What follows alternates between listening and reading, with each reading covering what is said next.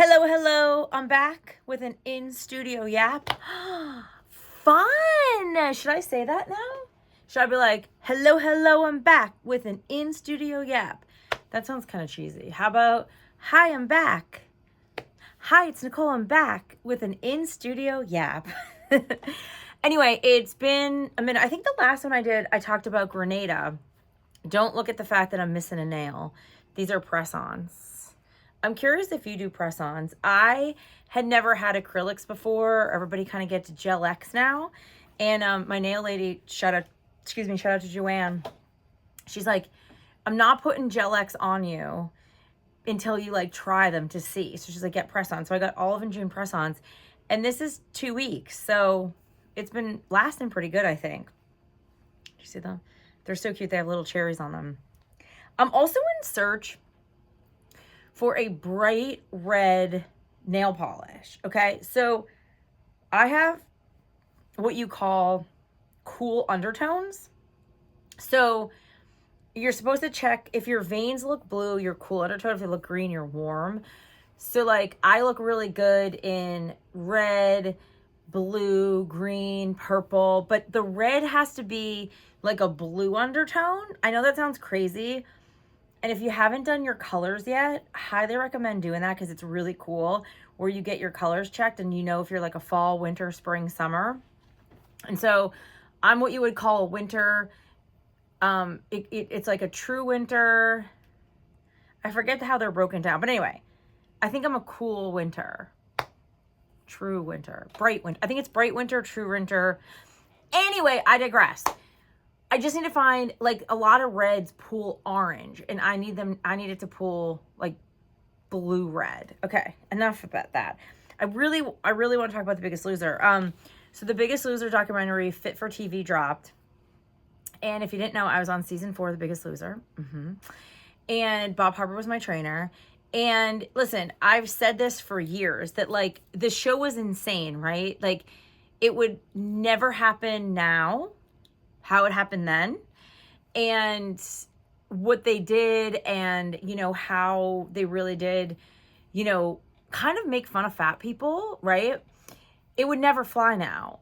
But we do know way more now and we know better now. And I still had an amazing experience. So I think it's okay that both things exist, right?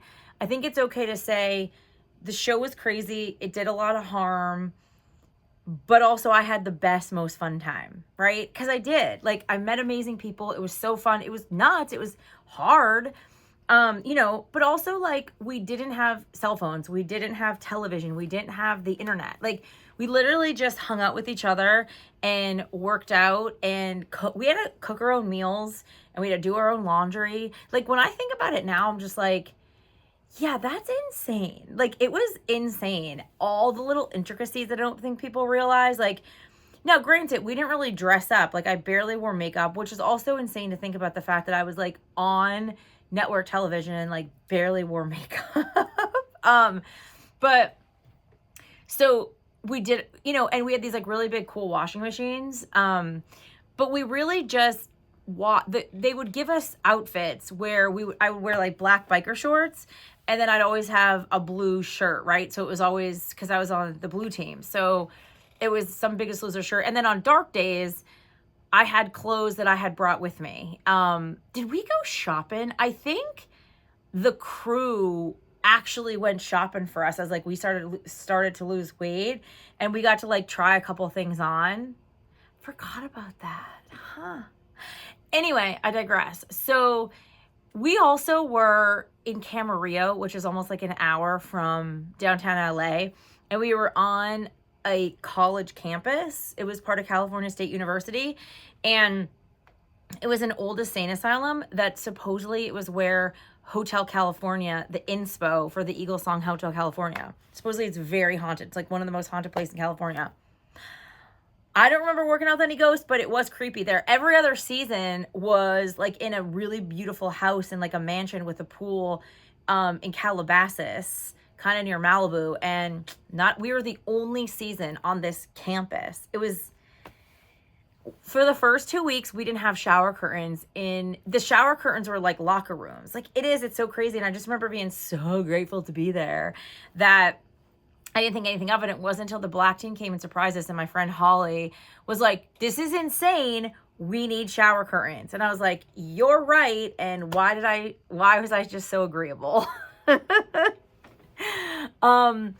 Yeah, and so Bob's getting a lot of slack from the show. And here's the thing. Everybody that is cast on the show is cast for a reason, right? You have to remember, this was 2007. Streaming did not exist, okay? Streaming didn't exist. This was 8 p.m. Tuesday nights, NBC. Sometimes it was Tuesday and Wednesday nights. It was the biggest show on television. So it's just like when you think of American Idol or The Voice, everybody knows Carrie Underwood. Everybody knows Kelly Clarkson. Everybody knows Clay Aiken, Ruben Studdard, because that was the only thing on. If I told you name the last 3 American Idols, you probably wouldn't do it. Who won The Voice? I don't know. The ratings still do well, but it is not a mass watch like it used to be before streaming and social media and just options, right? So this show was huge. And it was a reality competition show. People forget that it was a competition. I didn't go on it for competition. I was excited to lose weight and be on television and be in LA, right? Like, that's why I wanted to be on the show. But there was other people who wanted to be on the show because they wanted to win $250,000. And so I think people also have to remember that yes, it was detrimental in a lot of ways, but also like a reality television show should not make or break how you feel about yourself internally. It's entertainment, right? Just like The Bachelor, Bachelorette is not going to tell you like what love is. Like, it's entertainment. And so I think that was also really important. And, as somebody who lived the show and was on the show and have followed the show and know a lot of the contestants, there's a Biggest Loser alumni Facebook group. Basically what the documentary did was that they just took the headlines over the years and then they dove a little bit more deeper into the headlines. So like there's a lot of fun stuff that happened on these shows that they could have talked about and they didn't, right? Like showmances, and at one point there was more successful couples, and it could still be true, more successful couples who have been married from The Biggest Loser than there were for The Bachelor, Bachelorette. Because you think about it, like you meet and you're literally like stripped down to the most organic version of yourself. And you just like build yourself back up. Like you're not in makeup, you're not in fancy clothes. Like you're literally like working your ass off day in and day out. And so that would have been fun to talk about. Like, in fact, Matt and Susie, who met on season 2, have been married. They've been married like 16, 17 years. They have 2 sons, and they were interviewed for the documentary and then they didn't use it.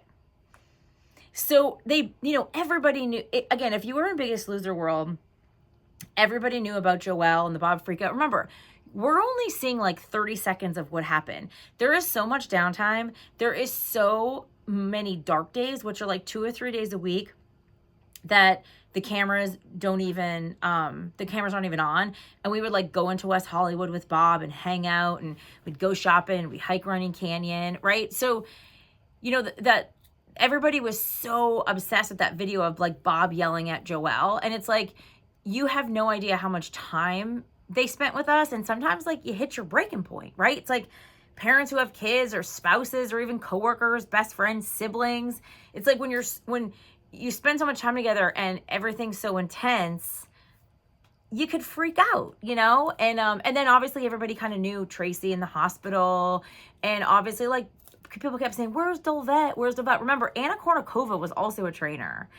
But I think that the average person, Bob and Jillian were synonymous with The Biggest Loser, and Jillian declined to even be on the show, So I definitely think that it's one of those situations where like people toward the later seasons probably remember Dolvette, but like Bob and Jillian really were The Biggest Loser. Because even host-wise, Allie Sweeney was on it for a while, but Caroline Ray started it, and they didn't interview her. They interviewed Allie, though. And yeah, it's really interesting. So I just felt like there was some stuff that they could have touched upon, but I guess they didn't want it to be a 10-part series or even an 8-part series.